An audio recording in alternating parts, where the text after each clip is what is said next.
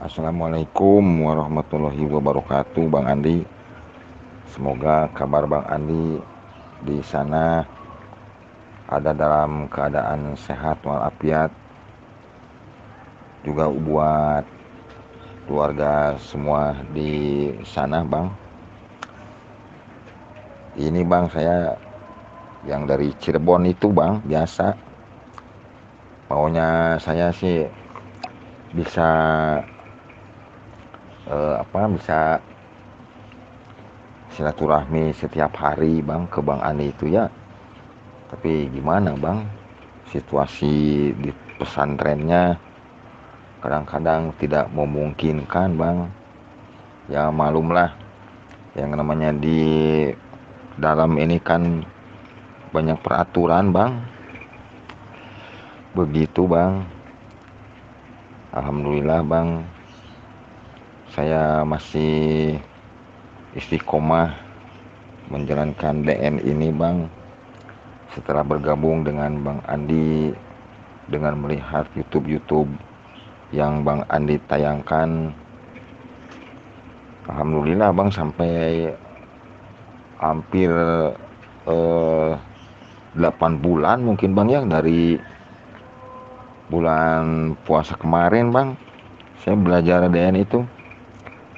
Alhamdulillah Bang, sampai sekarang masih saya tetap jalankan Bang. Nah ini Bang, waktu ada Pak 2 hari kemarin Bang, setiap hari saya akan istilahnya berusaha untuk bangun malam Bang, sekitar jam 2 saya bangun gitu Bang. Nah setelah ber-DN kurang lebih 40 menit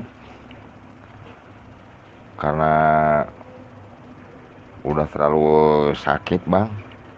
Nah saya yang kata Abang di YouTube, zikir sambil berbaring gitu Bang ya. Nah tiba-tiba Bang, saya di situ waktu pas berzikir saya kok ada di tempat gelap gitu Bang. Saya berjalan di tempat gelap itu Bang, tapi saya melihat lubang-lubang begitu, apa batu-batu saya bisa terlihat, sehingga waktu jalan pun saya itu nggak merasa terhalang, padahal perasaan itu situasinya gelap gitu Bang. Nah itu Bang, tiba-tiba ya saya bangun-bangun tuh udah adzan subuh begitu Bang. Nah itu maknanya apa Bang ya, apa mungkin karena saya terlalu banyak ini Bang, mungkin banyak hidup di dalam gelap mungkin dulu di luarnya Bang, apa bagaimana Bang ya.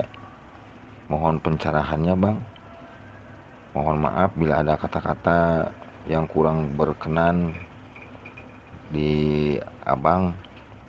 Assalamualaikum warahmatullahi wabarakatuh. Waalaikumsalam warahmatullahi wabarakatuh. Alhamdulillah Pak Asep, mudah-mudahan cepatlah keluar dari pesantren ya. Amin ya Allah. Ya itu suatu nikmat Allah juga.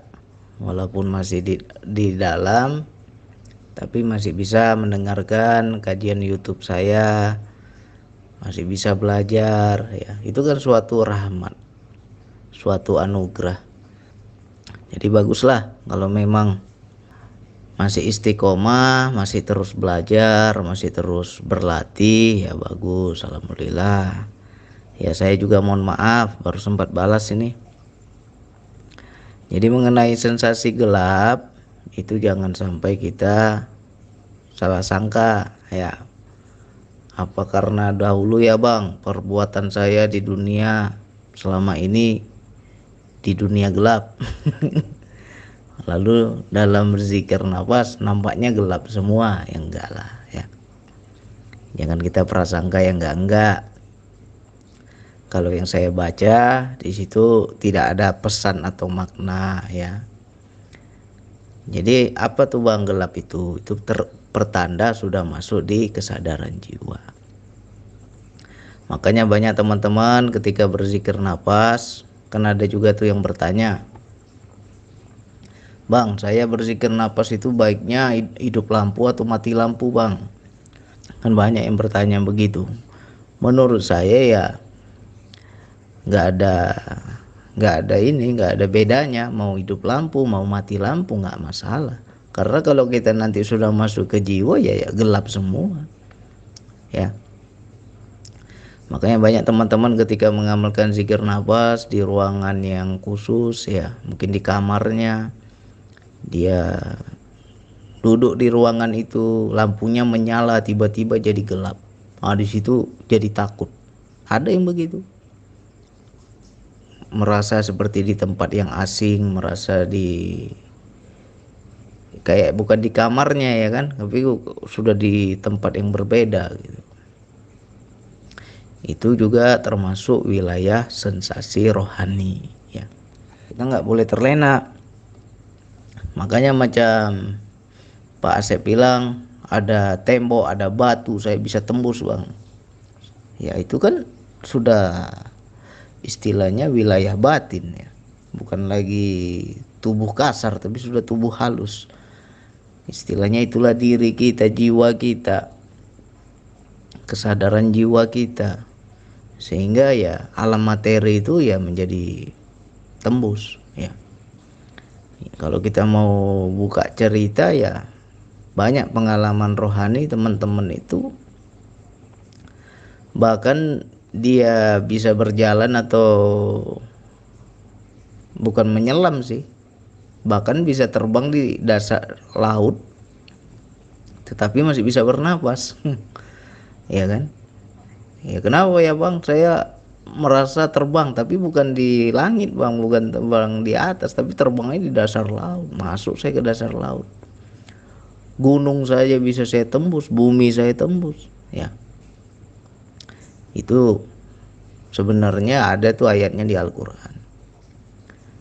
Wahai kaum manusia dan kaum jin, Allah tuh ngomong itu, apabila engkau bisa melintasi segala penjuru langit dan bumi, maka lintasilah. Engkau tidak akan sanggup kecuali dengan kekuatan Allah. Di situ ada dua, ya, ada yang tafsir syariat, ada tafsir hakikat. Kalau tafsir syariat, kalau mau melintasi langit bumi ya harus pakai alat lah, naik pesawat lah kita kan. Tapi di situ disandingkan antara manusia dan jin. Berarti kan di sini maknanya wilayah goib, yaitu kesadaran jiwa kita. Makanya banyak teman-teman yang merasa terbang, merasa masuk ke dasar laut, menembus gunung segala macam. Itu pemandangan yang luar biasa. Kalau bahasa kerennya orang bilang astral projection, ya. Di DN itu kita bisa dapat seperti itu, cuman kita nggak carinya ke situ. Itu sesuatu yang harus kita lalui, itu sesuatu yang harus kita lewati, karena itu sensasi, bukan tujuan kita, ya. Jadi bagi teman-teman yang berzikir nafas, Bang tiba-tiba gelap Bang, ya jangan takut, itu sudah masuk di jiwa, ya. Atau apa saja, yang pertama merasa gelap, saya duduk di ruangan jadi gelap Bang, saya merasa asing Bang, saya merasa kayak di ruangan yang beda Bang, ya kan, itu tandanya kita sudah masuk pada kesadaran jiwa. Ada juga yang sepi di dalam ramai, ya. Makna sepi di dalam ramai ini, ketika kita berzikir mungkin rumah kita dekat jalanan, rumah kita dekat keramaian, kita masih mendengar motor, mobil lalu lalang dekat rumah kita, kedengaran suara motor, tapi tiba-tiba menjadi hening. Ketika saya berzikir nafas Bang, kok hening Bang, semua hilang, nggak ada suara. Apa budek saya Bang? Ya kan, apalagi telinganya tiba-tiba berdenging, nah itu tandanya masuk kepada kesadaran jiwa, ya. Kalau kita lagi zikir berdenging itu tandanya sudah mulai masuk di pintu kesadaran. Jadi dianggap bahwa ada yang salah, ada yang aneh, ada yang jangan-jangan telinga saya sakit, ada penyakit, janganlah ya. Makanya wilayah ini ya wajib cerita, kalau nggak paham ya tanya, karena kalau kita nggak tanya ya nggak paham nanti. Jadi untuk Pak Asep ya istiqomah terus, dilatih terus ya. Sesungguhnya sejatinya Pak Asep ini sedang menempuh apa ya kalau saya bilang ya, pengolahan jiwa ya. Seperti tadi itu kan, kalau saya mau tafsirkan kiasannya, saya berada di tempat gelap bang, tapi semua yang saya lalui bisa tembus bang ya. Itu sejatinya hanya raga kita yang dikurung, hanya raga kita yang terbatas, tapi jiwa ini bisa melampaui ruang dan waktu. Jiwa kita ini harus bebas ya, jangan jiwa kita terkurung juga. Udah raganya terkurung, jiwa terkurung, hancurlah kita. Jiwa ini harus merdeka, harus bebas ya. Nggak apa-apa, nikmati aja proses Allah saat ini. Anggap saja penebusan dosa kita di masa lalu ya.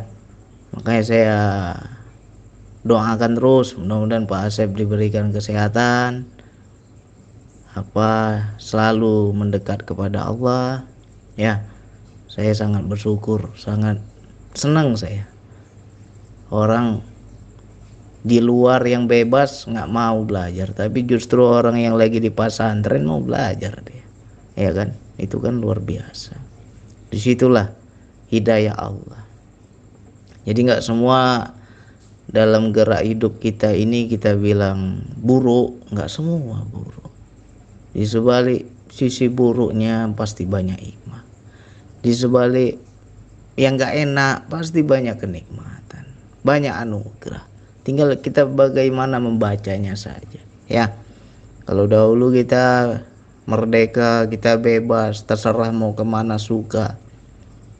Sekarang nggak bisa lagi ya, tapi yang penting jiwa kita harus merdeka ya Pak Asep ya.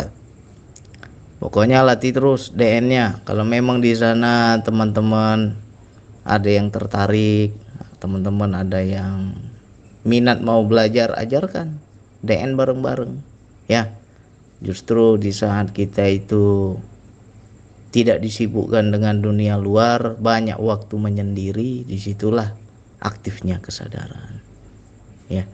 Anggap saja lagi uzlah ya, anggap saja lagi mengasingkan diri, anggap saja lagi menyepi, anggap saja lagi berduaan dengan Allah. Itu aja, jadi kita enjoy menikmati hidup ini ya. Saya doakan bagi saudaraku siapapun yang betul sungguh-sungguh mau mengamalkan, sungguh-sungguh mau belajar, mudah-mudahan Allah turunkan ilmunya, Allah ajarkan kita, Allah tarik jiwa kita, sehingga kita semakin dekat, terus semakin dekat kepada Allah ya. Yang penting tergantung keikhlasan. Kalau memang yang kita cari Allah, insya Allah dapat. Tapi kalau yang dicari hanya ilmu DN saja, Allahnya nggak mau, ya nggak dapat ya. Mudah-mudahan tetap lurus, tetap istiqomah. Nggak usah diingat-ingat, nggak usah dihitung-hitung udah berapa bulan belajar DN, karena nanti bosan kita. Kalau kita hitung-hitung jadi bosan nanti ya. Aku udah 2 tahun bang, kok nggak dapat apa-apa bang, ya itu kan namanya hitung-hitungan. Lebih enak jadikan sebagai amalan harian. Sama seperti kita sholat, udah berapa puluh tahun kita sholat, ada nggak kita hitung-hitung? Nggak ada kan? Nah begitu juga DN ini, jangan dihitung-hitung, pantang itu dihitung-hitung ya. Pokoknya istiqomah terus, diulang-ulang lagi. Mungkin sudah ada jawaban saya di YouTube, tapi Pak Asep nggak simak mungkin, atau belum ketemu videonya. Coba dicari lah, sering dinonton, nanti insya Allah dapat itu ya. Jadi kalau nanti dapat lagi sensasi seperti itu, kok gelap ya bang tiba-tiba, ya anggap saja sudah masuk di jiwa. Nah, lantas di tempat gelap ini ngapain bang? Nah, di situ jangan lalai. Makanya banyak orang ketiduran, nggak sadar apa-apa, lalai, terlalu tenang. Di situ harus sambung kepada Allah. Walaupun kita sudah terputus dari zikirnya, nggak ada lagi nyebut hu Allah, tapi kita harus sadar kepada Allah. Ya, pokoknya segala sensasi abaikan. Kalau teman-teman bisa seperti yang saya bilang tadi, ya, melintasi penjuru langit dan bumi, itu hanya godaan. Jangan dicari-cari, jangan terlena di situ. Abaikan semua itu. Ya. Bukan ke situ arah kita. Bahkan sudah sampai surga pun tinggalkan surga itu.